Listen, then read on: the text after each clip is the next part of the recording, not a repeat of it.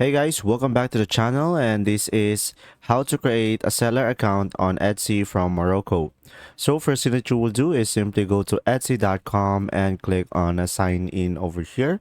And after that guys, you can manually sign in into your account by providing email and pass, or you can continue with Google or Facebook or Apple.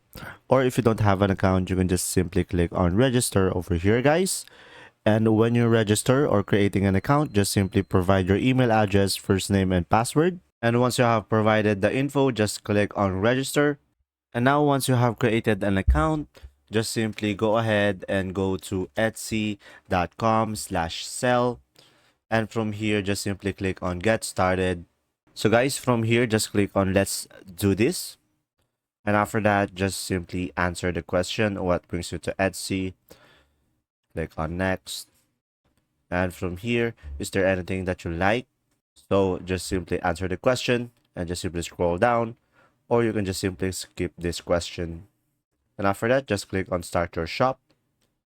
And from here, just simply select a shop language. And after that, just simply select the shop country, which is Morocco. So just simply select that.